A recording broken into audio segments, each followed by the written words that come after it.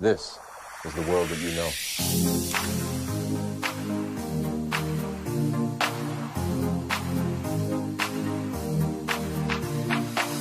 This is news from North Carolina Public Radio, WWNC. Early in-person voting got underway this morning. I believe in freedom, liberty, and I come from a communist country, and I disagree with Joe China. Good morning, everyone.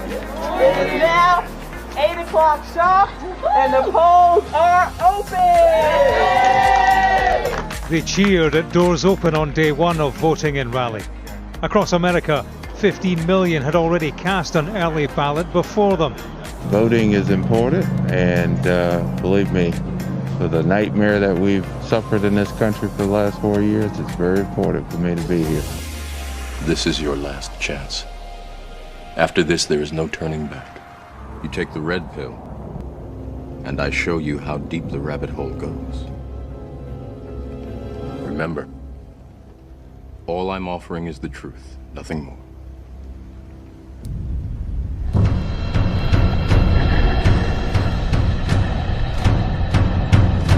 Democrats invited it. I just don't even know why there aren't uprisings all over the country. Maybe there will be.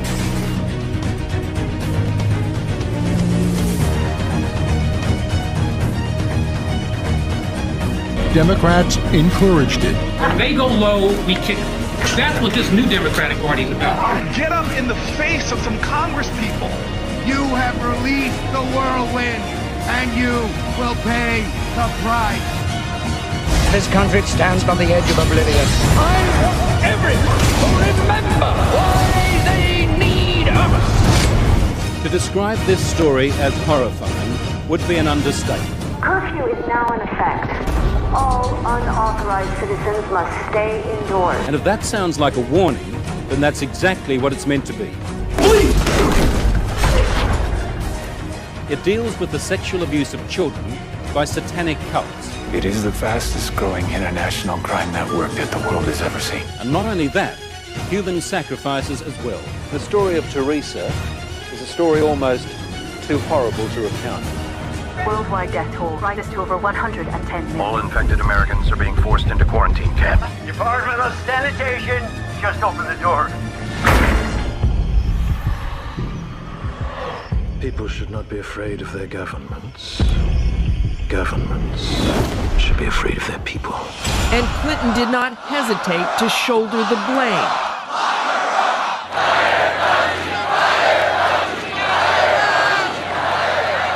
You can hear there is a chorus of boos and other chants from this Trump crowd here in Tampa, Florida. They're saying things like CNN sucks, go home, and fake news. Wolf, obviously, all of those things are false. We're staying right here. We're going to do our job.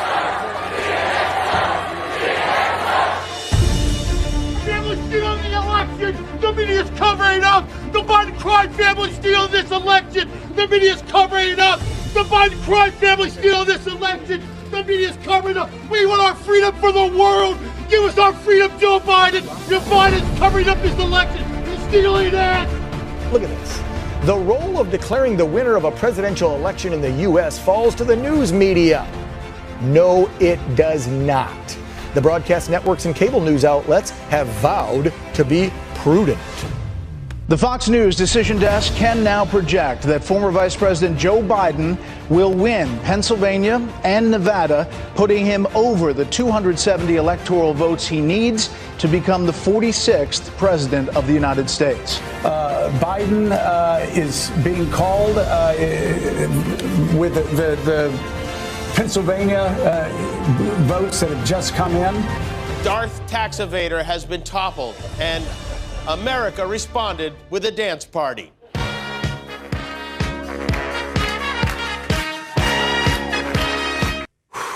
So even with thousands upon thousands of uncounted ballots,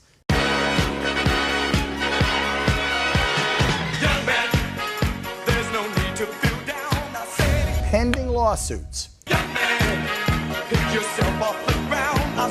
hundreds and hundreds of claims of voter fraud across several states,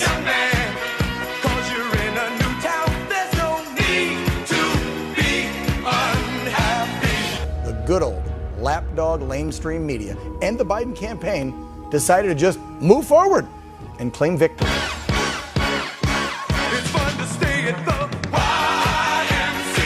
We should all want the same thing, a fair and honest election, right? If we rush through this process, disregarding all that has come to light, then we are no better than a third world communist country that conducts rigged elections with no concern for the voting public. That's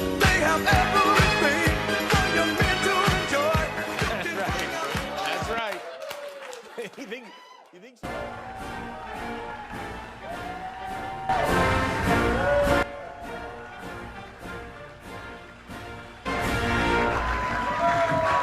Well, thank you very much. Thank you. I want to thank the American people for their tremendous support. Millions and millions of people voted for us tonight, and a very sad group of people is trying to disenfranchise that group of people. A global plan called the Great Reset is underway. Its architect is a global elite that wants to subdue all humanity, imposing coercive measures with which to drastically limit individual freedoms and those of entire populations.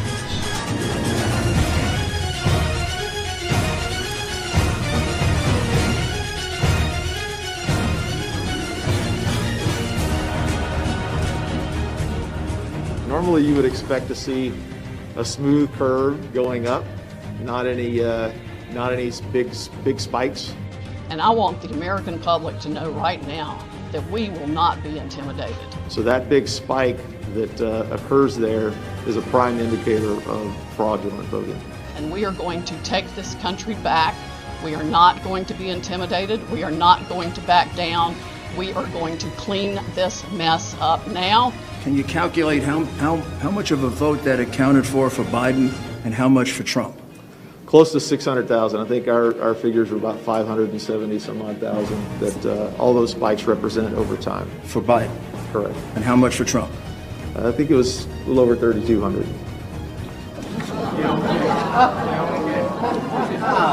President Trump won by a landslide. We are going to prove it. And we are going to reclaim the United States of America for the people who vote for freedom. We have put together, I think, the most extensive and inclusive voter fraud organization in the history of American politics. And we won't stand for it. I'm going to release the Kraken. Our problems are man-made. Therefore, they can be solved by man. And you know, I used to be on the other side of things, in case you didn't know. And man can be as big as he wants. No problem of human destiny is beyond human beings. This sounds like political presidential talk to me. And I know people have talked to you about whether or not you want to run. Would you ever? Man's reason and spirit have often solved the seemingly unsolvable. And I led a very nice life. But I also love our country. And we believe they can do it again.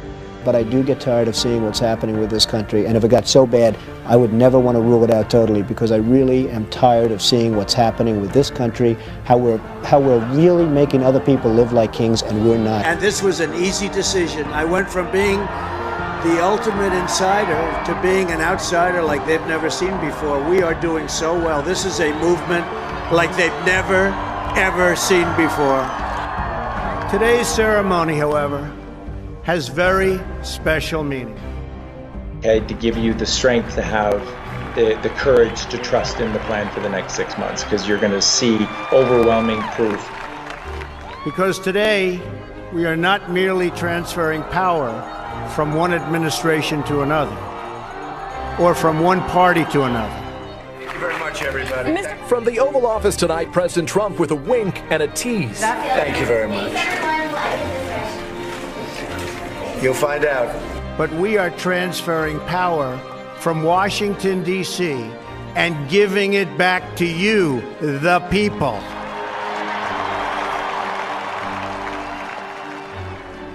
Every single government on earth, all of them, have capitulated over to Trump. White House veterans warn words matter. Those words that come out of the president's mouth have an impact all around the globe, and sometimes there are unintended consequences because of the words that are spoken. Mr. President, I'll give this ball to you, and now the ball is in your court. The gift of a soccer ball. Do you guys know what this represents? Tell us, sir. Maybe it's the calm before the storm.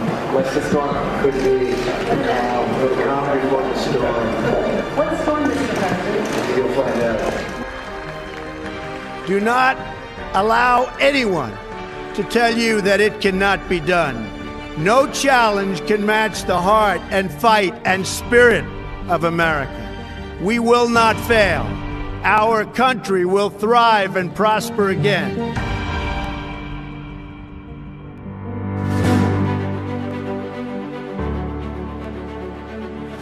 I got to say, 4 years ago, I was honored to come to America to bring the Brexit message, the message that you can beat the establishment.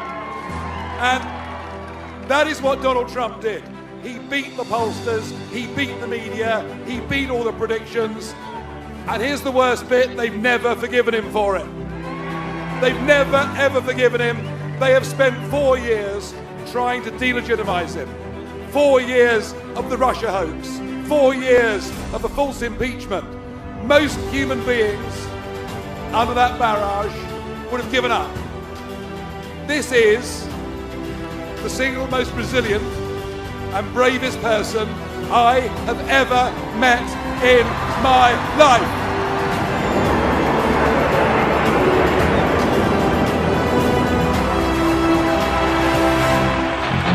You are voting for the only current leader in the free world who has got the guts to stand up and fight.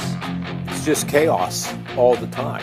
It seems like he's the commander of the chaos.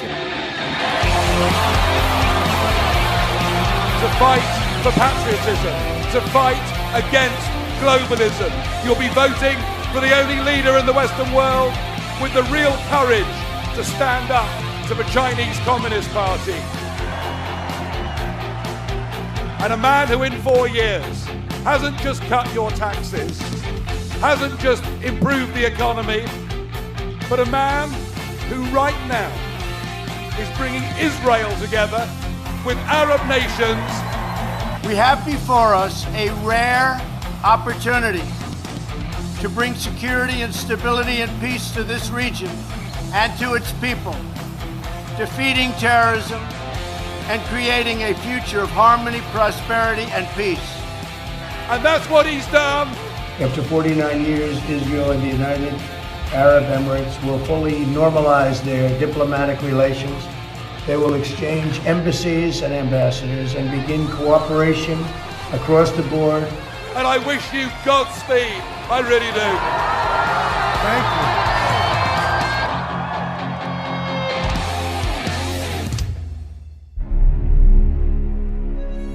This is going to be the proof for you.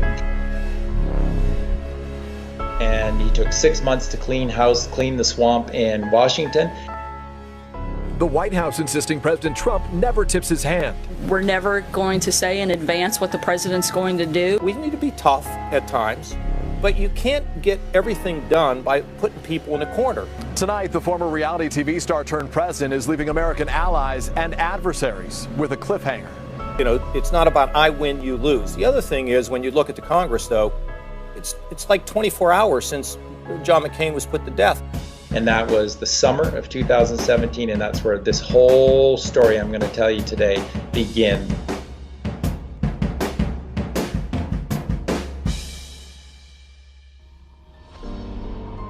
If it wasn't for us being so asleep, none of this would have been allowed to happen. Billy, stop. Okay, stop. You too. Okay, stop. All I can say to you is that we are responsible, all of us. Are you f***ing kidding me? The Super Bowl? The next 6 months are an opportunity. It's an opportunity for all of you to become the kind of hero that you've always wanted to be in your eyes. Our agency has a very good reputation for finding people. No offensive on the backside. We're going to have to cover that 2 and 3 corner. U.S. Marshals suit up to get to work. They're looking for someone on the run, but not a dangerous criminal. We're going after children. Well, CBS 46 cameras were there during this mission, and our Megan Packer takes us inside Operation Not Forgotten. Trust in the plan that there are good people fighting against the sickest, most evil people in the creation of evil. Come on. There are good people out there. You get up and be part of this.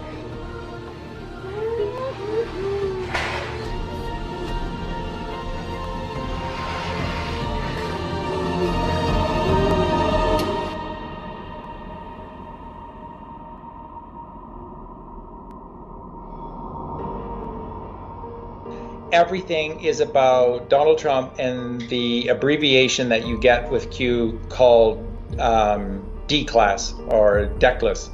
DECLAS is code or an abbreviation for D-class, and D-class is short for declassified. So the main people behind all of this have been the NSA. Phone in your pocket right now might be a government spying device. Access to everything about you. As soon as that information became available, a group of people within the military said, this is our chance. The NSA's Security and Counterintelligence Directorate, also known as the Q Group, is the agency's internal police force. They're basically the cops or the police of the NSA. Their main job is to make sure that, their many analysts and officers and program managers are not targeted by foreign intelligence services. There is a moment in time, and we must act upon this. So I think Joe Biden and the Biden family are compromised. Obviously, I've referenced that I held a Q clearance. You're briefed on compromise and who you're able to talk with and deal and do business with. 50 years from now, our great-grandchildren will look back and say, what a beautiful history we wrote together. The minions who are running things for whoever is hidden in the background. Mr. President. What these minions don't seem to get is that they're just as vulnerable as we are.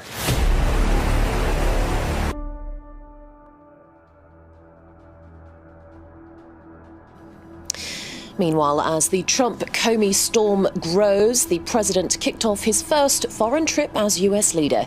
He's set to touch down later this Saturday in Saudi Arabia, the first leg of a whirlwind 8-day tour that will take him to Israel.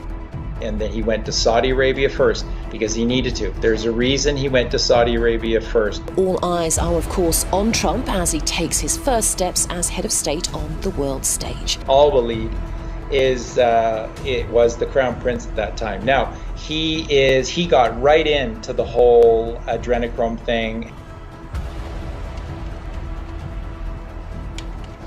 What is this shit? That stuff makes pure mescaline seem like ginger beer, man. Adrenochrome. Adrenochrome? You are a disgrace, not only to the GOP, but to all of America. Withdraw from the U.S. presidential race, as you will never win. This is all because this Alvali got sucked in by the cabal, the 13 families, one of the 3 main arms of their weaponry. There are a lot of Saudis that didn't like this. They knew what was going on, and they didn't like it. But there's a lot of people that draw lines with children. Really don't think he's the right messenger for a message, to bring a message of peace and unity to the Middle East. Of a pretty stunning moment. Jim was talking about the publicity of this. Well, Saudi King Salman presented that to the president. It's a gold medal. The collar of Abdulaziz Al Saud is what it's called, and it's the nation's highest honor. What is the symbolism there? What is the intention as he gives him that honor? Because already what we are seeing, the grandeur of this welcome, is so different from what we've seen with past presidents. When Trump arrived in the summer of 2017, he laid out all of the documents. That's what they did to everyone. They had folders, and the folders had all the documents. These are some of the 33 Haitian children an American Baptist group allegedly tried to unlawfully take out of the country on Saturday. Anulberia is a small village with a painful past. All of these girls are victims of trafficking. There were photographs. They came with discs, CDs, and DVDs. And the CDs and DVDs had fantastic production value, and it had all of their footage doing the most horrific things. The NSA has it all on all of these people. This was, quite a surprising move here by Prince Mohammed. I mean, most of all, this arrest or detainment of al-Walid. We're talking about weeks after Trump came and on his visit in July of 2017 to Saudi Arabia. After Trump left, that's when the arrests happened. Early in November, something happened that many Saudis would have thought unimaginable. From their homes across the country, dozens of the kingdom's richest men, including members of the royal family, were swept up and detained in the gilded cage of Riyadh's Ritz-Carlton Hotel. Well, his get-out-of-jail card is probably the priciest of them all. They're apparently asking for around $6 billion from him out of an $18.7 billion net worth. So that's a tall price. He apparently is resisting that kind of a fine. But al-Walid is the one that sort of handpicked Barack Obama as somebody that they could work with. Faith has always been a guiding force in our... Nearly 20% of Americans think President Barack Obama is a Muslim. This according to a recent poll by the Pew Research Center. About 1/5 of Americans are not willing to even accept a man at his word when he says, I'm a Christian. You are absolutely right that John McCain has not talked about my Muslim faith, and you're absolutely right that has not come... my Christian faith. It was this Crown Prince al-Walid of Saudi Arabia that decided to make Obama the one that they were going to turn into this linchpin of U.S. presidents. I, Barack Hussein Obama, do solemnly swear, to the best of my ability, preserve, protect, and defend the Constitution of the United States. So help you God? So help me God. Congratulations, Mr. President. And al-Walid was arrested, taken down, and in his place was bin Salman. And bin Salman is somebody who was not okay with what al-Walid was doing. Now, this is absolutely the truth. What happened the second day? The second day, the Crown Prince and the King both submitted publicly control over Saudi Arabia to Donald J. Trump.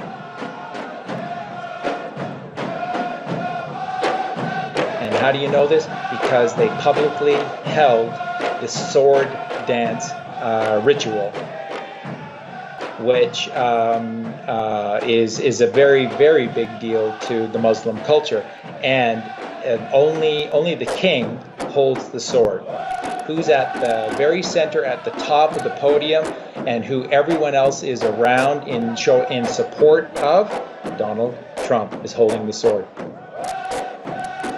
This is Saudi Arabia publicly capitulating, and in one of the photos that we have, it shows the Saudi king, and he looks like he's about to die. He's in so much pain at what's going on here. They just handed over the keys to Saudi Arabia to Donald J. Trump.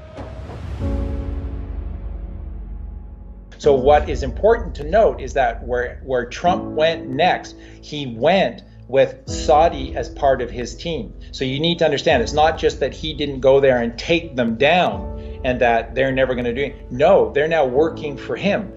They're part of this team. They're part of the Q plan now. You need to wrap your heads around this. Direct from Riyadh, President Trump took the first official flight. And then the days that followed, Trump left Saudi Arabia and went immediately to Israel. Defeating terrorism and creating a future of harmony, prosperity, and peace. But we can only get there working together. There is no other way. Mr. Trump has already disappointed many Israelis. he promised to move the US embassy from Tel Aviv to Jerusalem, his next stop. However, all the signs are that won't happen now. One thing, in fact, we can just see there, just let me stop by saying we see President Trump there wearing a skull cap, a kippah, in fact, as it's known in Hebrew, being taken to the Western Wall by the ultra-Orthodox rabbi in charge of the location. And clearly he's been asked to look at text as such, explaining the importance of the wall. What is also very interesting for viewers is the fact that he's actually standing with his wife, because men and women are actually separated in front of the wall. Do you remember how angry most of you got when you saw those pictures of Donald Trump at the Wailing Wall?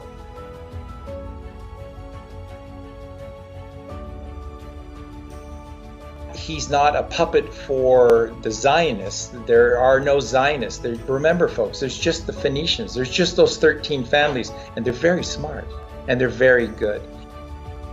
And he sat down with everybody in front of the camera and behind the cameras, the people that are really in power, and he laid it all out on these minions. They were balking at him, even though he showed that the Saudis had signed over, and the Israelis were balking at Trump and were not prepared to sign over. And that's why Trump stayed an extra day. Trump was not going to leave Israel without them capitulating to him. Jerusalem, the ancient city claimed by three of the world's great religions, now central in a dispute pitting President Trump and Israel's prime minister against most world leaders. The president telling the heads of Israel, Egypt, Jordan, Saudi Arabia, and the Palestinians today he will recognize Jerusalem as Israel's capital, an unprecedented move breaking with U.S. policy since Israel was created. And the sort of the how do you know moment is after visiting the Wailing Wall, Israel publicly submitted allowing the United States to move their embassy to Jerusalem. But the president will not move the U.S. embassy from Tel Aviv to Jerusalem right away, despite a campaign promise. We will move the American embassy to the eternal capital of the Jewish people, Jerusalem. This is symbolic. It is a symbolic act to show who has the power, even in the Holy Land. And we extend a hand in friendship to Israel, the Palestinians, and to all of their neighbors. May there be peace. May God bless this embassy. May God bless all who serve there. And may God bless the United States of America. Thank you. Step number 2 of the journey completed. President Trump met with Pope Francis at the Vatican, toured St. Peter's Basilica. Saudi, Israel, and then the Vatican. Hi, George. Good morning from Rome. As you know, these are two leaders who don't see eye to eye on a number of issues. They had that very public feud during the campaign over immigration. But today, that first face-to-face right here at the Vatican, and they both seem to genuinely get along. Vatican. And he presents to Pope Francis a massive, apparently the folder was absolutely huge, and handed it over to them and said, yeah, you know, take your time, have a look-see. So that's what Trump is saying. I'm not leaving here until you sign some documents for me. It took the Vatican that night, and the next day, they capitulated. When you see Pope Francis with a world leader, and he meets a lot of them, it's easy to read into it. He doesn't have much of a poker face, I guess. But here he is with German Chancellor Angela Merkel, happy. Here he is with President Putin, not too thrilled. See him with President Obama, laughing it up. And finally, here he is with the Trump. It looks less like a meeting, more like the Trump family passed away and they don't know it yet. Donald Trump has a look on his face that is a mixture of victory, joy, and mischievousness. and the two men who so publicly clashed, today ending their meeting in a handshake. Yeah, so there were no cameras inside for the meeting between the president and the Pope, but we are hearing a little bit about what they discussed. They talked about the situation in the Middle East. They talked about the protection of Christian communities around the world. A number of international affairs issues talked about here today. And they symbolically signed off. Now, what did the Vatican have to do to sign off? You see, the Fed is controlled by a certain group within the Catholic Church. Who went forth and spread the teachings of Christianity? The Jesuits! When is a central bank not a central bank? When is a private bank public and a public bank private? Sound mysterious and full of secrets? Well, that's the Vatican Bank. Is in 1929 they hit a deal with Mussolini, the head of the fascist state. He recognized them as a real country, that little piece of land, and in return gave them about $1 billion in today's money, compensating them for the loss of the Papal States. They said, what do we do with $1 billion? We're clerics, not financiers. They hired a guy who was a brilliant financial whiz, Bernardino Nogaro. He came in. He understood arbitrage, he understood offshore banking, he understood how to move hard assets around, investments in real estate, and he started to do that. In the middle of World War II, he said to the Pope, I need a bank. It's not enough to have correspondent banks. We need to move our money off the radar so the British and Americans can't follow what we're doing, because they were playing both sides. The Americans and Brits they were investing in, and the Germans and Italians. They didn't know who would win. They wanted to make sure they were covered. And that's the birth of the Vatican Bank. They go from an institution that can't embrace capitalism to one that suddenly has its own bank in the middle of the war. They were in control of the Fed. So Trump did not leave until Pope Francis issued a papal bull announcing that by a certain date, the Vatican Bank, which was in charge of all, was the head executor, the exchequer of all of the earth-wide Federal Reserve banking systems in each country, would be handed over to one Donald J. Trump. Donald J. Trump is not, Mark, just the executor, the exchequer of the U.S. Treasury and therefore the Fed within the United States. He is the exchequer for Earth. He is the exchequer for the treasuries for every single country on Earth. That's what I told you earlier. No human being in history has ever been more powerful, owned more things, or richer than Donald Trump. And we are working on that as we speak. We have conversations with various representatives of China. I believe that will all work out very well for everybody. China, Japan, the United States, and everybody in the region. As far as the currency devaluations, I've been complaining about that for a long time. And I believe that we will all eventually, and probably very much sooner than a lot of people understand or think, we will be all at a level playing field. Because that's the only way it's fair. That's the only way that you can fairly compete in trade and other things. And we will be on that field, and we will all be working very hard to do great for our country. But it has to be fair, and we will make it fair. Since the establishment of the Rothschild banking empire that runs the world today, many have tried, many countries, many presidents, many leaders, many individuals, many corporations have tried to topple and escape the Rothschild banking empire slavery system, because that's what it is.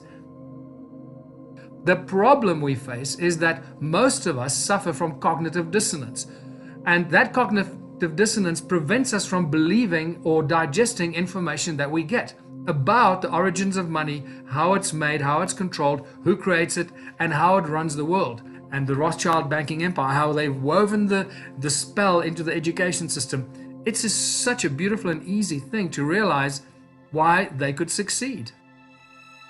JFK started to print the United States notes. He did pretty much very much the same to what Donald Trump did, except he didn't have the support. He was all alone. Can you imagine how JFK must have felt when he started to print the United States notes? He couldn't talk to the media. He couldn't get his message out to the people because the media is controlled by the people that run the Fed. He's just stolen the Fed from the banking families that own the media and all the propaganda of the world. There's no way he could share his knowledge and information with the people. So very quickly they just took him out, and the Fed took back the money, control of the money, and everything went back to normal. But JFK came very, very close, but the time wasn't right.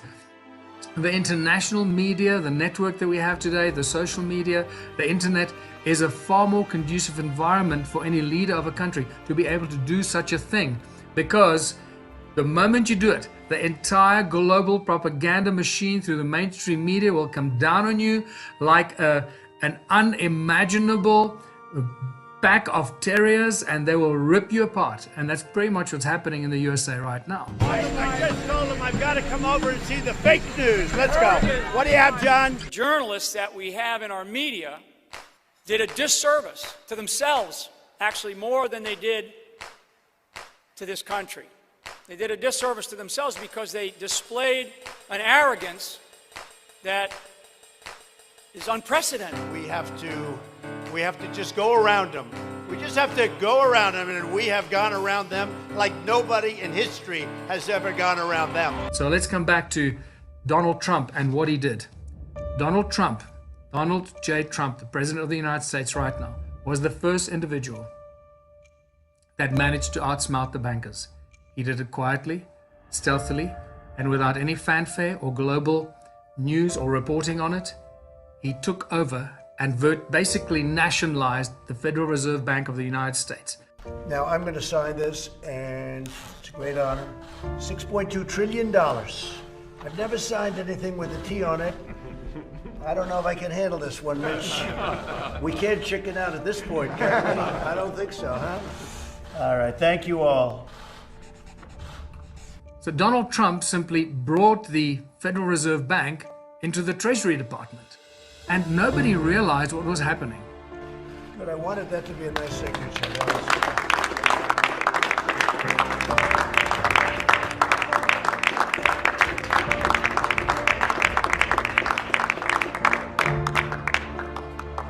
The Corona aid bill, the CARES bill. This wasn't hatched a month ago. It was hatched 14 months ago. This has been in the plan. We're going to have a tremendous rebound at the end of the year, toward the end of the year. I think we're going to have a rebound like we have never seen before. Even now it wants to rebound. You can see it, you can feel it. Then he did the next most incredible move, and he appointed as his 2IC, or the guy to look after the Fed, now under the umbrella of the United States Treasury Department, that one of the most powerful, if not the most powerful and influential person in the world, by the name of Larry Fink. Larry Fink runs a company called BlackRock. When you think about all the people who send money, they may work in one country, send money back home. They generally do that through organizations that charge 5 to 10%. Yeah. There is a need, whether it's a Libra or something else, to democratize the exchange of foreign currencies. Today, with computers and electronic market, there shouldn't be that. It should be 10 basis points, 5 basis points. That it's not percent. And so I actually believe the idea around Libra, I don't think we need to create a new currency, but the technology to instantaneous calibrate all the currencies, that should be done. The Fed making history today, and for the first time ever, began buying corporate debt ETFs. The unprecedented move driving an explosion in the corporate debt market. The Fed is now the bad bank. That's a good term. It's an accurate term. You said you're going to be seeing numerous different national central banks becoming the bad bank. They're becoming nationalized. They're broken. And they're going to be declared the bad bank. They're going to be loaded up with impaired assets. You got that right.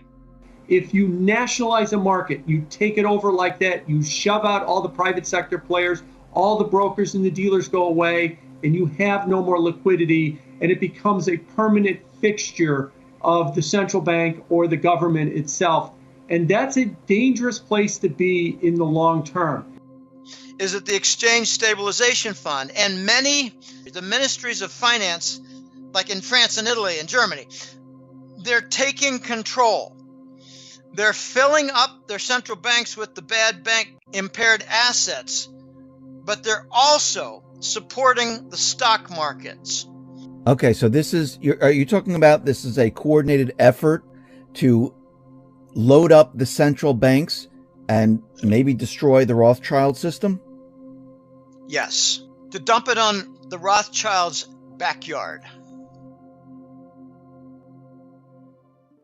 London was the financial arm of all of this. Washington was the military arm. Rome was the central brain, the core. They call it the spirit, but it's not. It's sort of the central brain of this unholy trinity of power. And what they did by doing this is that so Trump's thinking is like the CIA, the Rothschilds, and the financial district of the city of London is too evil. It's too far gone. Don't even want to work with them. And he's not. He circumvented them. Its patriarch during the second half of the 20th century was Sir Evelyn Rothschild, who even today is the financial advisor to Queen Elizabeth. All of their power was cut off, and they have been forced to do some really humbling things over the last 18 months, in particular by POTUS. Here's the president. I think now you can see President Trump and Melania. As we come on the air, the president has just arrived at Buckingham Palace in London for his first official state visit to Great Britain. This is the first stop as he greets the royal family there, and this is going to be a very busy week. Yeah, they look to be having quite a nice chat. But do not be mistaken. The Queen is behind all of these decisions and is in utter control of this entire schedule. Trump stepped ahead of Prince Charles and started to walk away at a pace that Charles couldn't keep up. And he walked right over to Charles' private guard and just began shooting the breeze with them. Also, it's quite unusual, perhaps, that the president would speak to members of the guard. Because what they're trying to do here is really celebrate those U.S. ties. And I think that, correct me if I'm wrong, it's unusual for the guard to speak back. The fact that President Trump is going up and asking them questions, they're probably not accustomed to that. I have to give him 10 out of 10 for that performance. This is a performance. This is part of ceremonial. These are pictures which will last forever.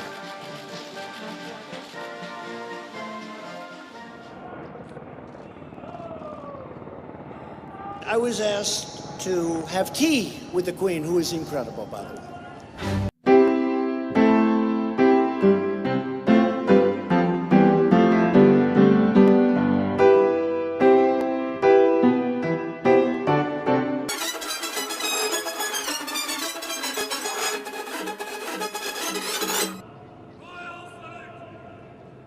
So I was hearing, I had landed, and I'm on the grounds, and I'm waiting with the king's and with the Queen's guards. Wonderful people, I'm waiting. And then he purposely came late. So I was about 15 minutes early, and I'm waiting with my wife, and that's fine. Trump can't believe it was actually going to happen, but Donald met the Queen. Yeah, there's that exasperated side again. So here we go. This was at Windsor Castle just about 25 minutes ago. Donald and Melania arriving to meet Queen Elizabeth for tea. What do you think is going through her mind right now? And when the Queen welcomed the President and First Lady Melania to Windsor Castle, she wore this diamond palm leaf brooch. Turns out it's the same brooch her mother wore on a very sad day, at the funeral of Elizabeth's father, King George, in 1952. But I'm a little early. So I then go up and meet the Queen, and she is fantastic. If you were watching this broadcast, she stood there, waiting. Yeah. For I don't know how long. She's 92. Yeah, I guess they didn't coordinate schedules very well. I don't know, maybe Donald was running a few minutes late, but yeah, she was standing there for probably a good 10 to 15 minutes waiting. Sir, we weren't late. So here was the story by the fake news. This is an NBC News special report. The president was 15 minutes late for the Queen. Wrong.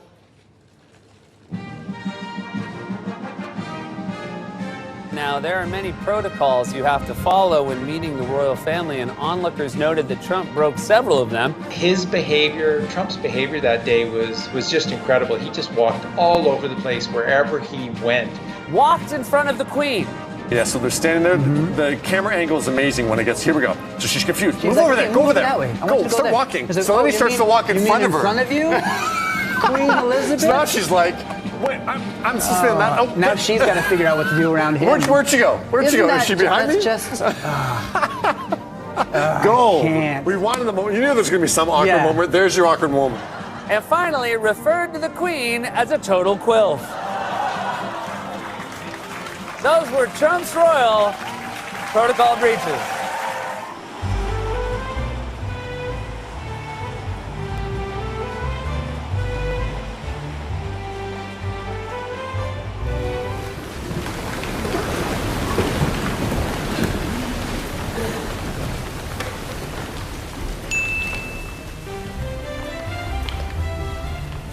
This is where the Queen will arrive in a short while. But first of all, we have the Crown arriving.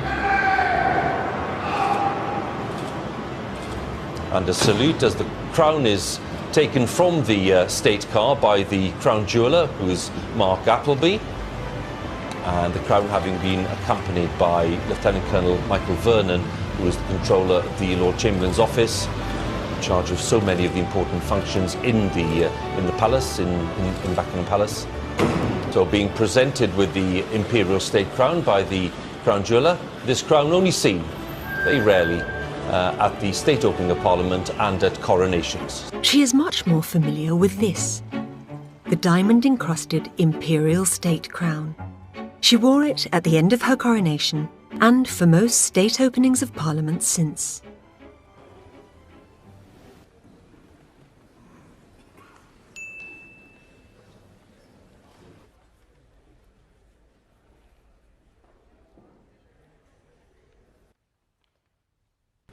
My Lords and members of the House of Commons, my government's priority is to deliver the United Kingdom's departure from the European Union on the 31st of January. My ministers will bring forward legislation to ensure the United Kingdom's exit on that date and to make the most of the opportunities that this brings for all the people of the United Kingdom.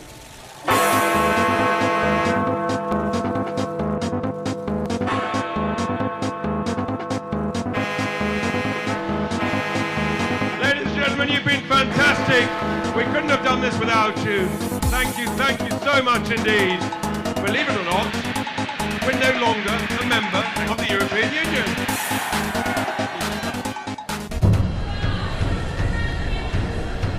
And then from there he went to Russia, and boy, was this ever a big one, hey?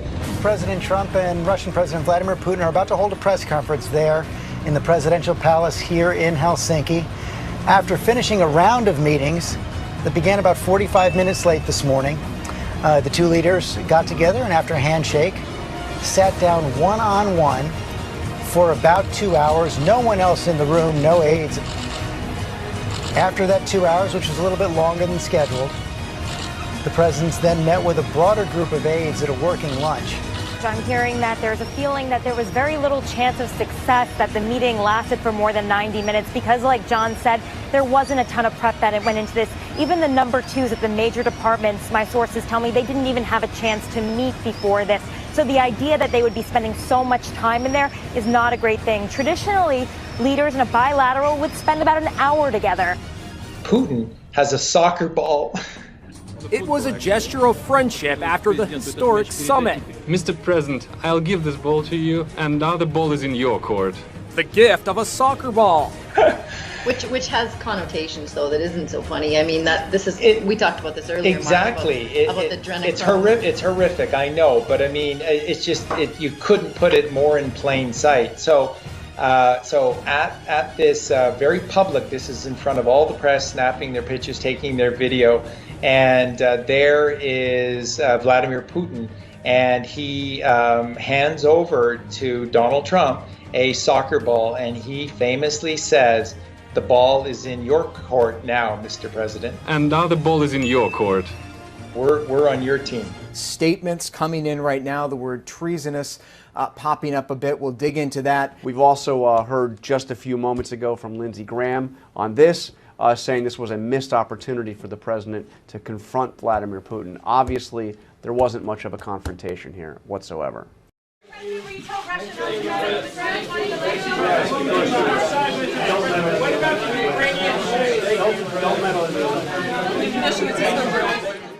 All smiles to begin with. Dmitry Medvedev taking his seat for the president's State of the Nation address. His face not giving much away as the president outlined a series of constitutional reforms which would shift the balance of power in Russia, potentially providing a role for Vladimir Putin when his presidential term expires in 2024.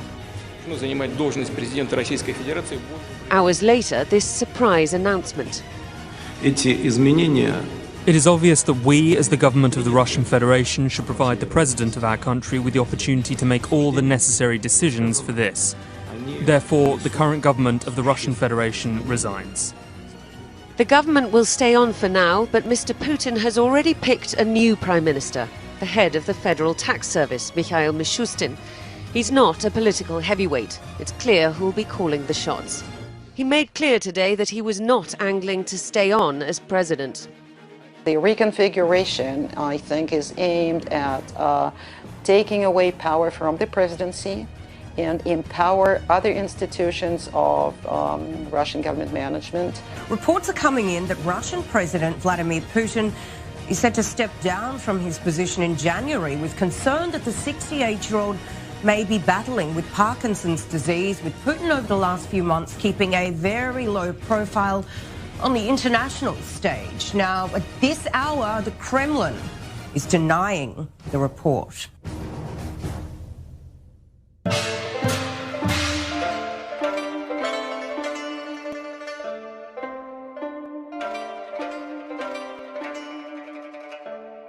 It's the first meeting between U.S. President Donald Trump and Chinese President Xi Jinping. Despite the casual backdrop at Trump's resort in Florida, expectations are high. These bilateral chats could set the political agenda for the world's two biggest economies for the next 4 years. I just want to say it's a great honor to have the president of China and his incredibly talented wife, a great celebrity in China, a great singer. It's an honor to have you in the United States. We've had a long discussion already. And so far I have gotten nothing, absolutely nothing. But we have developed a friendship, I can see that. And I think long term, we're going to have a very, very great relationship. And I look very much forward to it.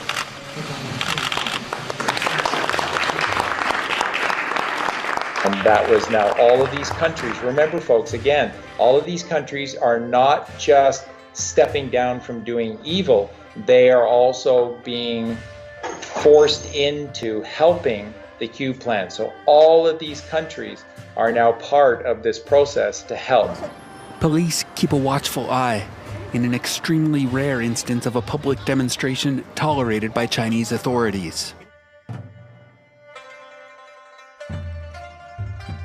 Now, the next stop was China. The president coming here as the Chinese tout his visit as a state visit plus. It is the most crucial stop he'll make during this 5-nation tour. All right, we have to come back to the Capital International Airport of Beijing, where Donald Trump and his wife Melania are stepping out of the plane right now. And this is President Trump's first visit to China as the President of the United States. For this state visit, a red carpet welcome. Rows of children greeting President Trump and the First Lady for his first visit to China as Commander-in-Chief. The Chinese are pulling out all the stops. They're going to have all the lavish dinners, the bilateral meeting with President Xi Jinping, all of the grandeur, the pomp and circumstance that you'd expect for any state visit. But they also said they're going to be adding some personal touches. So he's going to be taking a tour of the Forbidden City. President Trump, the world's most famous capitalist, alongside China's Communist Party ruler, President Xi and their wives. There have been reports that he is going to be the first American president to actually be hosted by President Xi or by a Chinese president in the Forbidden City. So that is also another personal touch. I would say China 5,000 years it goes back. Seems to be 5,000 years, right? 5,000 at least. So this is your original form, very much. Yeah, it really is.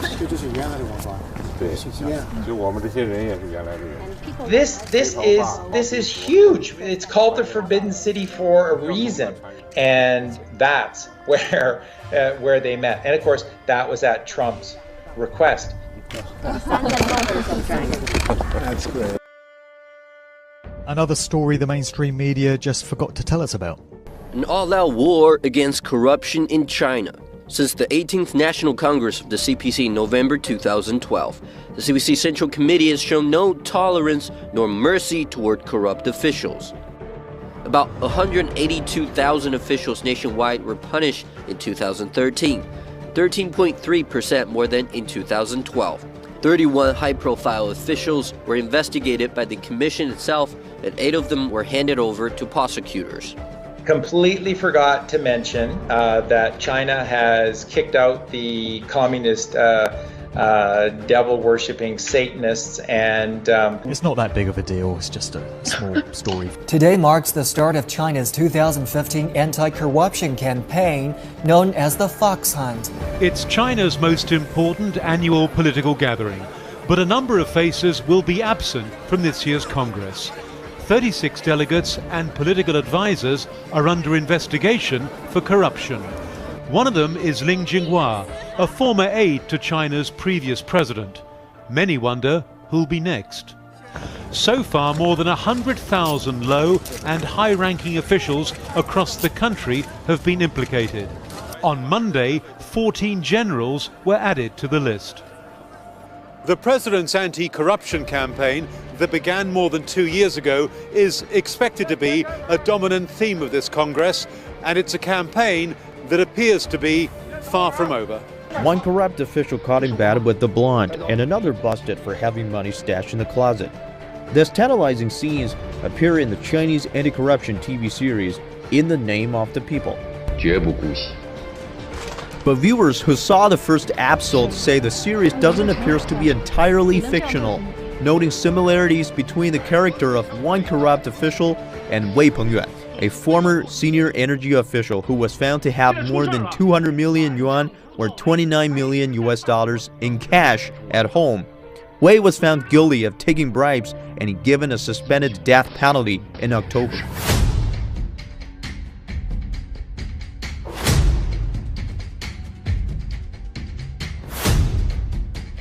Let's also introduce you to the man doing the dirty job for Xi Jinping. Chen Yixin, a protege of the Chinese president. His name has appeared far too often in the Chinese press this year. Chen was sent to Wuhan to control the virus, and now he's being asked to control China's security apparatus. He is leading a new round of evictions. He was appointed as the deputy head of a central government group, tasked with controlling the pandemic. Chen knew the city well. He had served as the party chief of Wuhan. His hands are full under Xi's leadership. He serves as the Secretary General of the Central Political and Legal Affairs Commission, the top law enforcement body of China. It oversees police officers, prosecutors, courts and prisons. And Chen is best poised to lead the purge in the state security apparatus. In July, China's state-owned wire service sent out this dispatch. China to rectify problems in political and legal organs. This was a cryptic announcement of a new round of cleanups. In Chen Yixin's own words, he is thoroughly removing tumors from China's justice system, going after the so-called corrupt officials like a surgeon would scrap poison off one's bones. Xi is projecting this as part of his anti-corruption drive. It is indeed time to drain the swamp in Washington, D.C. If I'm elected president, I will push for a constitutional amendment to impose term limits on all members of Congress. They've been talking about that for years. Decades of failure in Washington and decades of special interest dealing must and will come to an end. Last year, a Chinese government-backed think tank in Beijing produced a report that assessed all 50 of America's governors on their attitudes towards China. They labeled each of you friendly, hardline, or ambiguous. I'll let you decide where you think you belong. Someone in China already has. Many of you, indeed, in that report are referenced by name.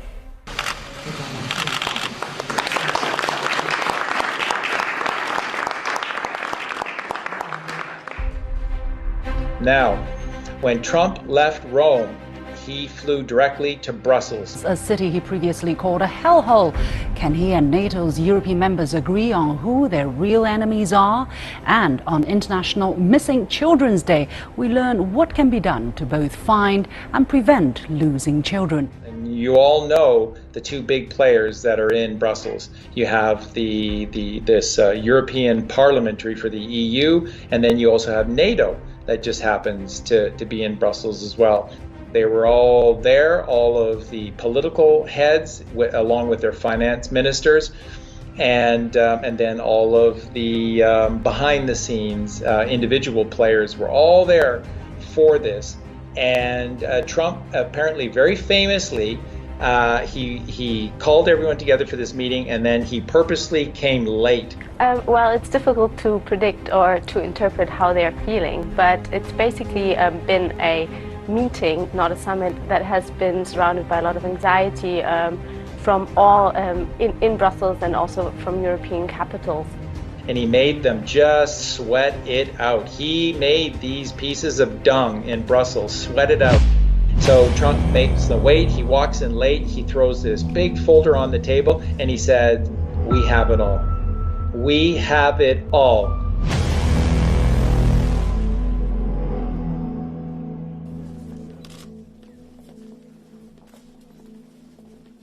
And in short order, those little rats, those little cowards, they all capitulated in very, very short order.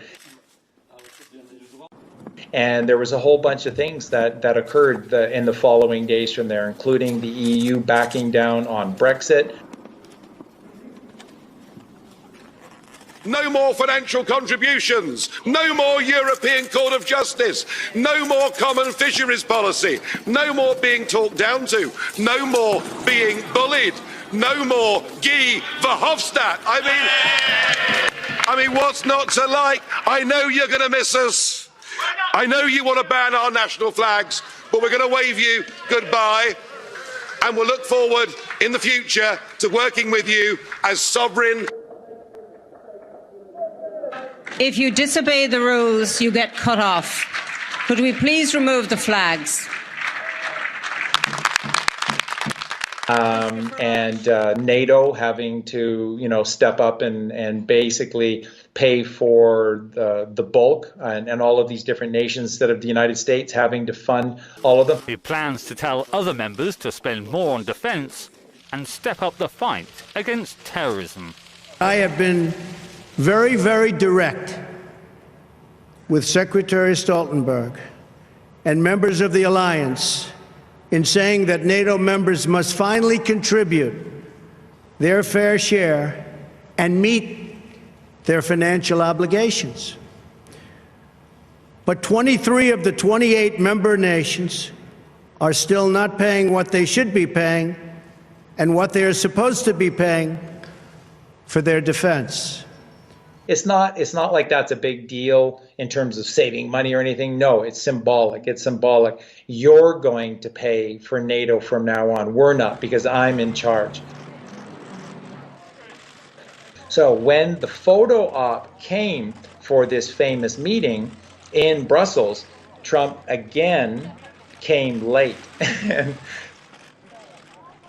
He just shows to everyone who was there that he was in charge of the meeting. He disseminated the information to the press. He said what was going down. He showed them. He came in late, and then he left. And he owns the EU and NATO. That's why they've done everything they've done ever since. Now, in October of 2017, there was an attempt on the life of the new Saudi crown prince. Yeah, if you look at the map, Jake, it gives you an idea of why this was so deadly. Hundreds of our fellow citizens are now mourning the sudden loss of a loved one. This little operation that was set for him in Las Vegas was taken down at the last second, and he was protected.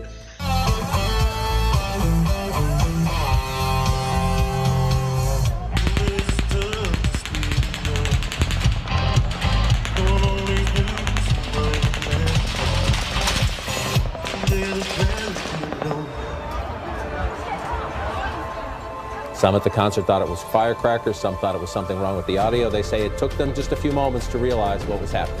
What happened at this Las Vegas battle? Hey, you guys, get down! Go that way!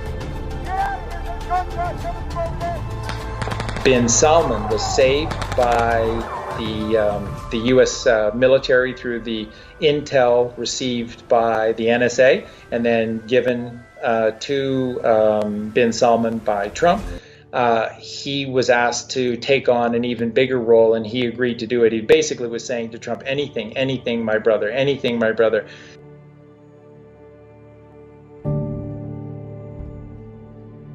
Thank you very much, everybody. It's a great honor to have the Crown Prince with us. It was a low-key arrival for such a high-profile visit.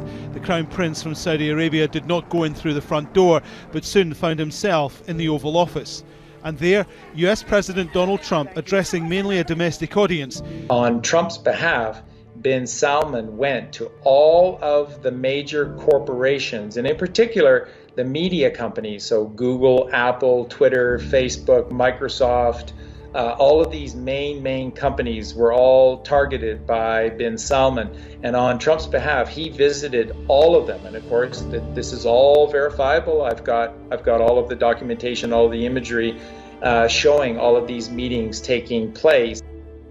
And this is Bin Salman essentially helping Trump to do all of this work for him. And he went and he visited all of these puppet heads for all of these puppet companies, and he basically read them the riot act and showed them the documentation that the NSA had on all of them, and basically said, you play for Team Trump, and Trump is now in control of these corporations, or declass. All of this information will be declassified one by one, and each one of you will be offered up to the masses as a child murderer. So they all capitulated, and there's the money shots of all of these various heads of all of these various companies, including Jack Dorsey for Twitter. So all this stuff that's been going on lately with the censorship of Trump by Twitter, it's all part of the game that needs to be played out for people to get angry and to wake up to what the heck is the evil that's going on, and to say something about it and to do something about it and begin to change their lives. So that's real. All of that is real. And Bin Salman helped Trump do this, and he went to all of those CEO heads of all of those major media companies and social media companies. But there was a warning from the president to Saudi Arabia and others in the region. Whether it's Saudi Arabia or other countries, as we know, there will be no funding. We have a zero tolerance for the funding of terrorists. Among the things to be covered in the talks, the Iran nuclear deal, security across the Middle East. We've become very good friends over a fairly short period of time. Mohammed bin Salman has a long list of things to be discussed, debated and agreed during this US trip, and he does so believing his relationship with the president is deep, strong and mutually beneficial.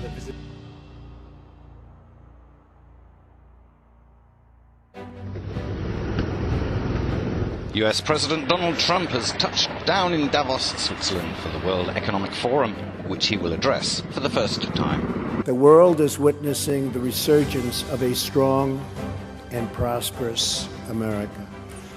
I'm here to deliver a simple message. There has never been a better time to hire, to build, to invest, and to grow in the United States. Now, this is a big one for me, and boy, you talk about going into the lion's den at Davos, Switzerland. Do you guys remember this? This is January of 2018. This was quite a big deal. Soros was there as well. Clearly, I consider the Trump administration a danger to the world, but I regard it as a purely temporary phenomenon that will disappear in 2020 or even sooner. It's very exciting to be here. We're very happy to be here. The United States is doing very well. It'll continue to do well, and this will be a very exciting 2 days. Thank you very much. We've all heard of Davos and the World Economic Forum. That's that gabfest that takes place every January in the beautiful Swiss town of Davos. And apart from all the lovely pop stars and movie stars who jet in on their private Learjets, all sorts of major corporations and governments, including ours, send delegates to this flash red carpet economic event every year. I will always put America first, just like the leaders of other countries should put their country first also. But America first does not mean America alone. When the United States grows, so does the world. President Trump is the first US leader to visit Davos since Bill Clinton in 2000. And at this meeting, you're talking about the biggest international corporations in the world. This is it. These are the key players. Well, I just want to thank everybody. The receptivity that we've had and the United States has had being here has been incredible. Sitting around this table are some of the greatest business leaders in the world, some of the greatest companies in the world.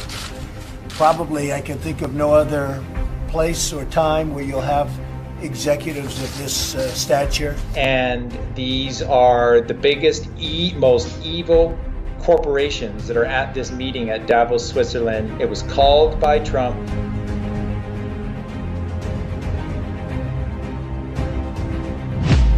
So Trump makes the wait, he walks in late, he throws this big folder on the table, and he said, "We have it all. We have it all." I just want to say that there's been a lot of warmth, a lot of respect for our country. And like scared little rodents, they capitulated quite quickly. Trump did not leave without them. Because this is a time for tremendous hope and joy and optimism and action. But to embrace the possibilities of tomorrow, we must reject the perennial prophets of doom and their predictions of the apocalypse. I'm afraid we are literally at the last hour, and there is real urgency for action. With the urgency required, I hope, ladies and gentlemen, you will join me to drive a new Marshall-like plan for nature, people, and planet. They are the heirs of yesterday's foolish fortune tellers, and I have them, and you have them, and we all have them. This pandemic has provided an opportunity for a reset.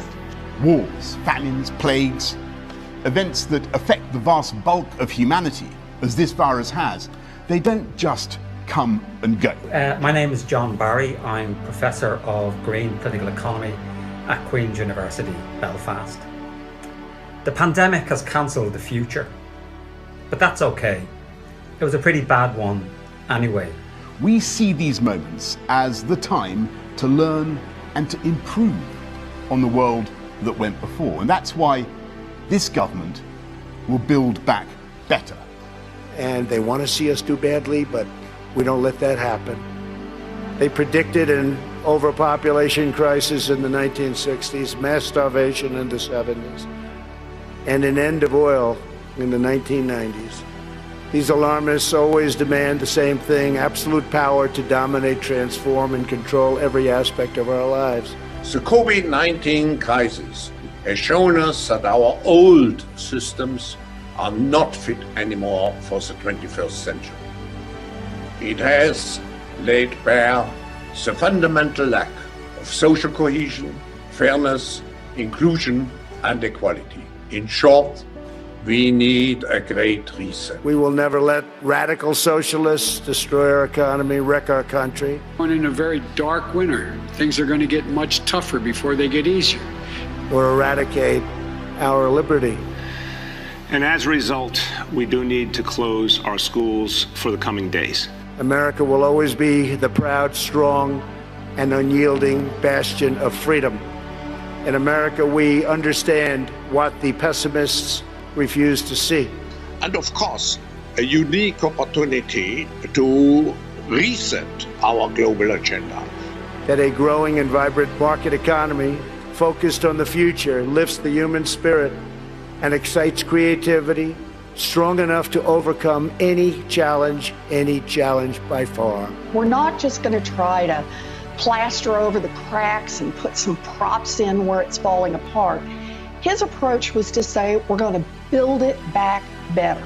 They get off on delivering these speeches where they use code phrases like build back better, and they get reported enthusiastically in a lot of the media, and the media goes, oh, that sustainability sounds really great. It sounds like really eco-friendly. With a simple sleight of hand, they realized any disaster can be the perfect excuse to build back better, meaning build back greener, by using the money that should be going to disaster relief to instead subsidize the eco-Marxist, anti-capitalist UN agenda at the same time as making renewables investors very rich. Again, this isn't me saying this is them.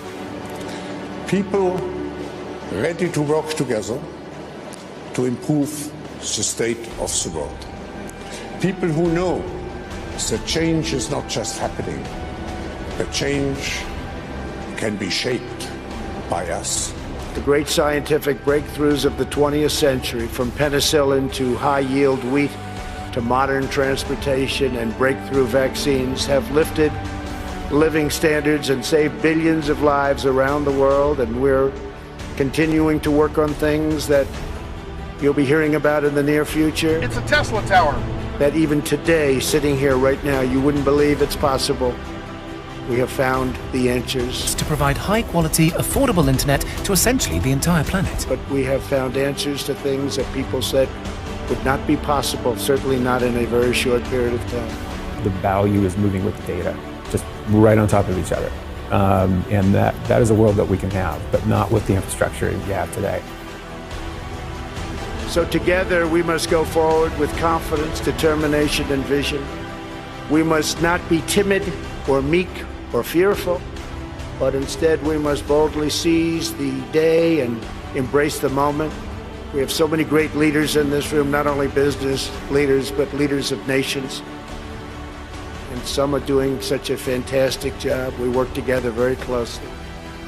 We will draw strength from the glories of the past, and we will make greatness our common mission for the future. Together we will make our nations stronger, our countries safer, our culture richer, our people freer, and the world more beautiful than ever before. Above all else, we will forever be loyal to our workers, our citizens, and our families, the men and women who are the backbone of our economies, the heart of our communities, and the soul of our countries. Let us bring light to their lives one by one and empower them to light up the world.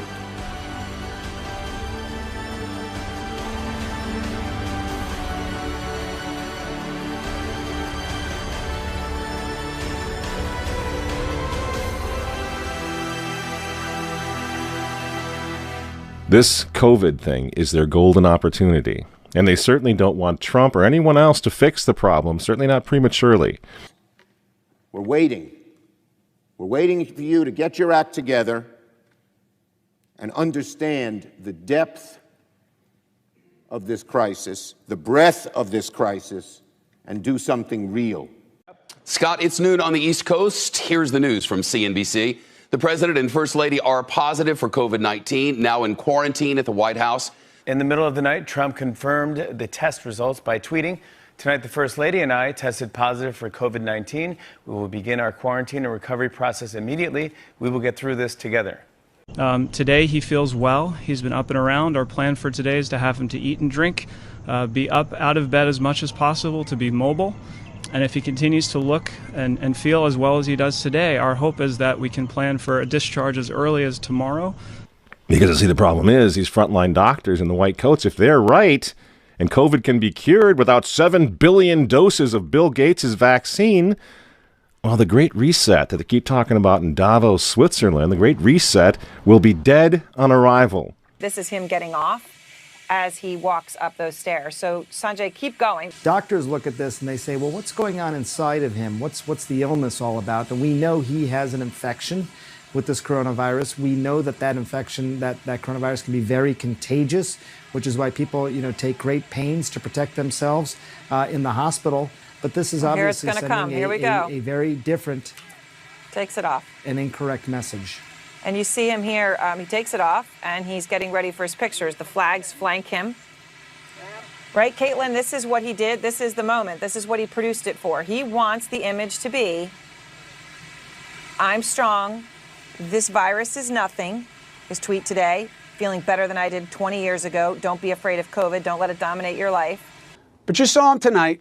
Highly contagious. He has to be. It is the science of it. I know he was in the hospital. I know he had 24-hour care. I know they gave him 2 experimental treatments, but it was no big deal. This is a Mussolini moment. Donald Trump, who looks like he has makeup on, which means somebody had to get close enough to make up his face with his favorite orange patina. I just left Walter Reed Medical Center, and it's really something very special. The doctors, the nurses, the first responders, and I learned so much about coronavirus. And one thing that's for certain, don't let it dominate you. Don't be afraid of it. You're going to beat it. We have the best medical equipment. We have the best medicines, all developed recently.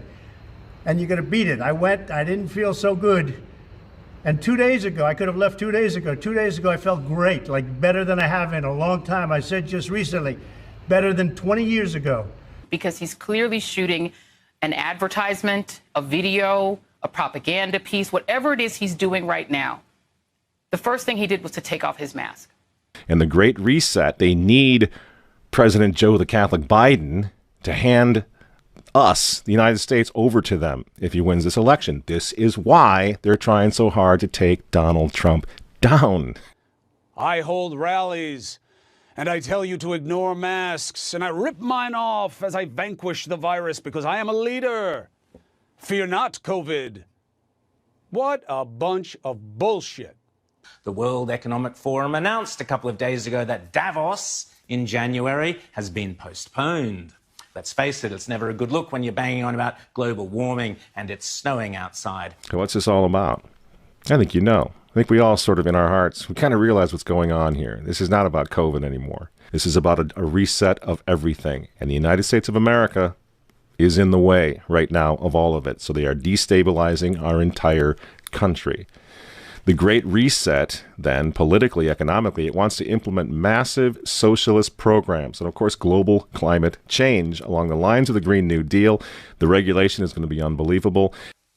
It's a hardcore, leftist, eco-horror show, replete with quasi-fascism. I spoke a couple of weeks ago here about the disturbing trend among many of the world's left-wing elites to increasingly conflate COVID-19 with climate change. We will now start a quite high number of task forces to look at all the different issues, and we will present all those ideas to the people assembled in Davos. But at the same time, we will make Davos very different, very open, to ensure that we do not fall back to old recipes, but that we really look at forward-oriented solutions. Now, put aside for the moment that bloke looks like he's auditioning for the head of Smersh in the next James Bond movie. He is, in fact, Klaus Schwab, the founder and head of the World Economic Forum. He is a total whack job, in my opinion, and I'll get into that in a second. He's a big fan of drones, algorithms, and the Chinese Communist Party, and he believes there's a fourth industrial revolution underway that is changing what it means to be human. And he peddles this sicko fantasy that humans and machines will somehow merge in his green utopia. Bonkers, like I said, but this lunatic has some very, very powerful friends determined to push the Great Reset button along with him. Everyone's in on the Great Reset. Well, almost everyone. I, Donald John Trump, do solemnly swear. There's one guy who's got the power to do something to stop it, and you know exactly where I'm going. And they made a mistake. They tried to get Trump on their side, so they invited Donald Trump to Davos, I think a couple of times. But in January, when Donald Trump, I think, really began to see the beast that he was up against, he went to Davos, to the World Economic Forum, and he stuck a mega finger in their eye. We're committed to conserving the majesty of God's creation and the natural beauty of our world. But to embrace the possibilities of tomorrow, we must reject the perennial prophets of doom and their predictions of the apocalypse.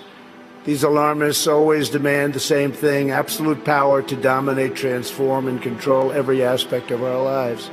We will never let radical socialists destroy our economy, wreck our country.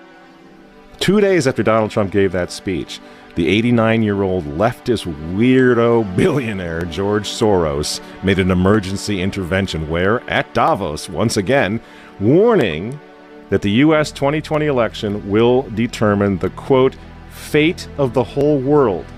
For the Vatican, for Pope Francis, and for his friends at the UN, Donald Trump is the problem, obviously, friends.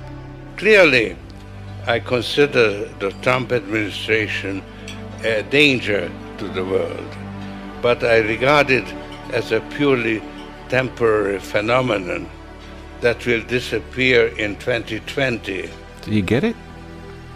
Do you see why there's so much hate for Trump? Because with all of his faults, again, he's the capitalist. He's not the globalist. He never will be one of them, which is why he pulled the United States out of the Paris Climate Agreement. Donald Trump pulled the United States out of the World Health Organization. That's Bill Gates and company. And now he's threatening to pull the United States out of the World Trade Organization. People say, yeah, well, Donald Trump got married twice. He's a bad guy. Really? He's right in the face of the demons on this, friends. Nobody ever said he was a saint. He's knocking the sacred cows of the United Nations down all over the world right now. The General Assembly routinely votes 185 against the United States on almost everything right now.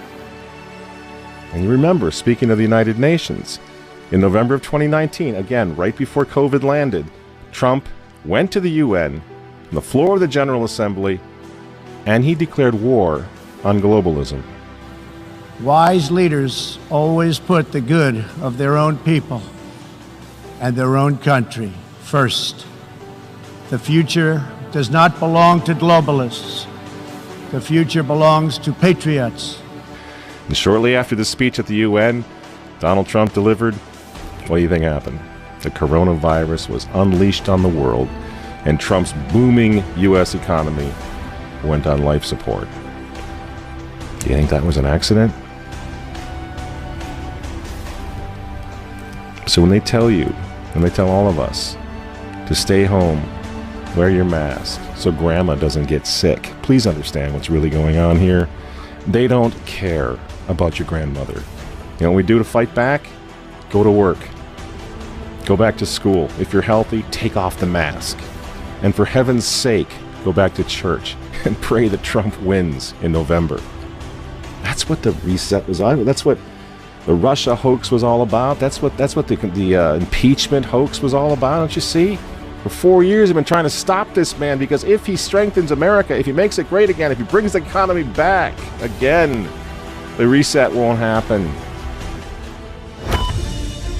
Today's ceremony, however, has very special meaning because today we are not merely transferring power from one administration to another or from one party to another, but we are transferring power from Washington, D.C., and giving it back to you, the people. The New World Order is going to be set way back. Who knows when they're going to have another COVID opportunity like this one again, and they know it. January 20th, 2017 will be remembered as the day the people became the rulers of this nation again. So ask yourselves why they hate this man. These folks, these men, they hate God. They hate the unborn. They hate the traditional family. They hate you. And they hate Donald Trump. Friends, stand with America right now, or fall with the New World Order in the not-so-distant future. There's no other choice.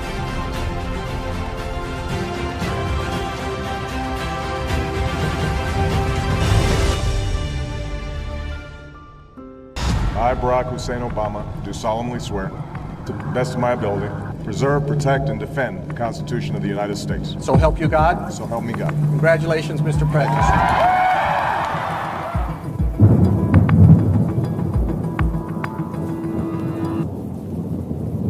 The Obama administration was the most treasonous and deceitful administration in the history of America. And quite frankly, it may go down as one of the most treasonous administrations in the history of man. They encouraged the purchase of corporations by China.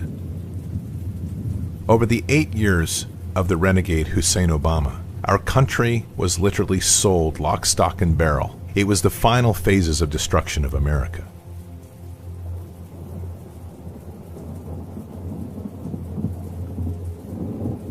Over the 8 years, we saw a transfer of wealth and transfer of industrial base to China at an unprecedented level. And all of this ended with the expectation that Hillary Rodham Clinton would assume the final 8 years of presidency. Now, why do I say final 8 years? That was simply the mop-up phase. What most don't appreciate is when President Trump and the Patriots came to power, the country was already in control of China and the deep state. Keep in mind that Chinese Communist Party and the deep state are synonymous. That the whole world organization and headquarters was going to be shifted to China through a series of events that would have collapsed the dollar to a point where the world would have begged for a replacement currency. That replacement currency initially would have arisen as what they call a basket of currencies, or an SDR. And then from that, the yuan, the Chinese currency, would have become the predominant currency. For those that were thinking that America could fight back, it would have been impossible. The military had been so significantly compromised that we would have lost a conflict with China and potentially Russia, not because of our ability, but because all of our secrets had been given away. Our materials had been compromised. Our military would have been at the mercy of an enemy that already knew everything it was going to do and controlled it from within.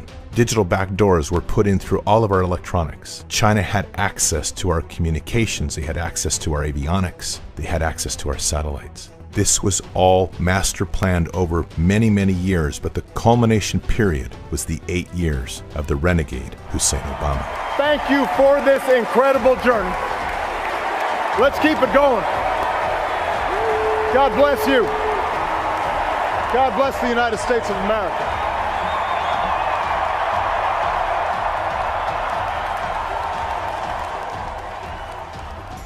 The final event is unclear exactly how it would have played out. Through research and through what we've been able to compile, there seems to have been a plan to have a limited war that would have impacted directly on U.S. soil. Most of that war probably would have been fought from assets owned and controlled by the deep state, but Russia would have had the blame. Strategic sites in the U.S., most likely red cities and red states, would have been devastated. The Constitution would have been suspended, and a process then moving forward to take more and more control in a socialist and communist fashion over the nation. We are literally witnessing the transformation of our system from one that was already in the globalist camp back to one that will be a sovereign nation. But that process is painful because we have to root out the corruption in ideologies, values, and allegiance that is rooted in every level of our system. The plan is working. What is now being demanded is that we, the people, stand, just like they've done now in Virginia, just like they've done now in Michigan. Now, we did see demonstrators with guns again this morning, but the crowd was noticeably smaller. It is time for the people to make a stand and make it clear, because the president is behind us and leading us in so many ways. These times demand an unbelievable level of faith, and faith is blind. You have to literally put your faith in God and trust that the president that is there, that came at a time and against all odds, is there with God. And I know that may be hard for some to take, but it's not for me. The national events are not things you can control. It is easy to get consumed in those. But our fight, our responsibility is local. If you look carefully at the rules, the way this entire COVID event has been drafted, county by county is where the control is. Now, over 100 cities and counties in Virginia have voted to become what some call Second Amendment sanctuaries, places where newly passed gun laws will not be enforced. Sheriff Scott Jenkins of Culpeper County says he won't enforce any law he says is unconstitutional. That means our personal fight is at the county level. We have to back our sheriffs. We have to back our county commissions. And in those areas where you have a bad sheriff and a bad county commission, you need to highlight it, expose it, and keep pressure on it. They either change or they are removed. Research at this point in time is more important than ever. You have to look past fear porn. There is so much of this craziness going on both sides, and it's only going to get worse because the deep state is losing control. They are going to throw everything they have at you. And this is how it's going to be. We will shut you down. We will cite you. Meine Arbeit für richtig hältst, ob du glaubst, dass ich fleißig gewesen bin. And if we need to, we will arrest you and we will take you to jail. Don't make us treat you like a criminal. But if you act like a criminal and you violate the law and you refuse to do what is necessary, dass ich gearbeitet habe, dass ich mich in diesen Jahren für dich eingesetzt habe, we will take you to jail, period. And in order to avoid being consumed by that, you have to research, you have to take a step back. Always begin with faith and prayer and always return to the fight with knowledge and wisdom. We need to build our faith and our strength with each other more than ever. So many people are beginning to awaken. Those that are awakened are now being called upon to reach across and help those that are beginning to see the light. We're literally witnessing a masterful plan of reveal that requires that President Trump put the enemy front and forward. The medical fraud in the data is tremendous. Unless humans stop dying, the lockdown continues because they're calling everything corona. And as long as people are testing positive for being human, the pandemic continues. Patriots, we are in the storm. And now more than ever, we need to hold firm on our foundations. And our foundations have to be built on our faith in God and our faith that He will deliver us to the destiny that He's promised. God will deliver. Have faith. What kind of a peace do I mean, and what kind of a peace do we seek? Not a Pax Americana, enforced on the world by American weapons of war. Not the peace of the grave or the security of the slave. I am talking about genuine peace, the kind of peace that makes life on earth worth living, the kind that enables men and nations to grow and to hope and build a better life for their children. Not merely peace for Americans, but peace for all men and women. Not merely peace in our time, but peace in all time. I speak of peace, therefore, as the necessary, rational end of rational men. I realize the pursuit of peace is not as dramatic as the pursuit of war, and frequently the words of the pursuers fall on deaf ears. But we have no more urgent task. Our problems are man-made, therefore they can be solved by man. Welcome to Mount Rushmore, welcome to South Dakota, and enjoy your evening. Before the world, this monument will never be desecrated. These heroes will never be defaced. Their legacy will never, ever be destroyed. Their achievements will never be forgotten. And Mount Rushmore will stand forever as an eternal tribute to our forefathers and to our freedom.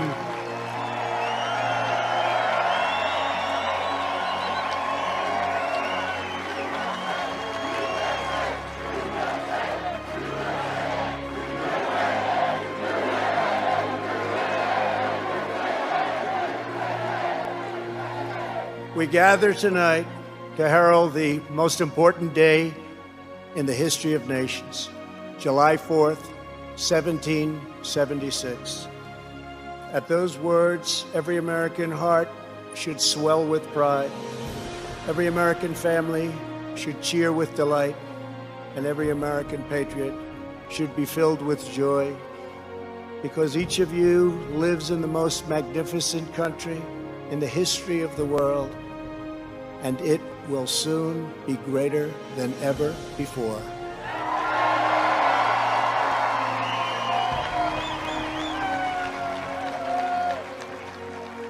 Our founders launched not only a revolution in government, but a revolution in the pursuit of justice, equality, liberty, and prosperity. No nation has done more to advance the human condition than the United States of America. And no people have done more to promote human progress than the citizens of our great nation. We will state the truth in full, without apology. We declare that the United States of America is the most just and exceptional nation ever to exist on earth. We are proud of the fact that our country was founded on Judeo-Christian principles, and we understand that these values have dramatically advanced the cause of peace and justice throughout the world. We know that the American family is the bedrock of American life. We recognize the solemn right and moral duty of every nation to secure its borders.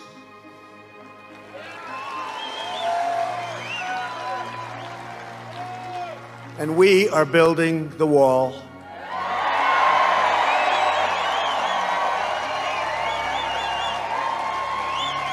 We remember that governments exist to protect the safety and happiness of their own people. A nation must care for its own citizens first. We must take care of America first. It's time. We believe in equal opportunity, equal justice, and equal treatment for citizens of every race, background, religion, and creed.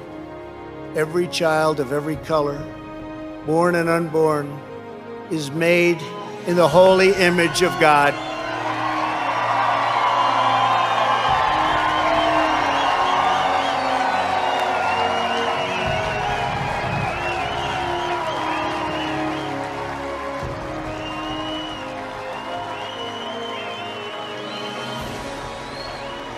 Above all, our children from every community must be taught that to be American is to inherit the spirit of the most adventurous and confident people ever to walk the face of the earth. Americans are the people who pursued our manifest destiny across the ocean, into the uncharted wilderness, over the tallest mountains, and then into the skies, and even into the stars.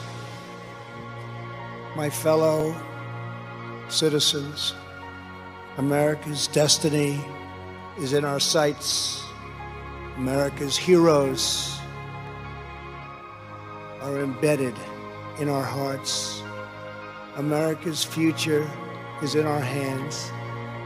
And ladies and gentlemen, the best is yet to come.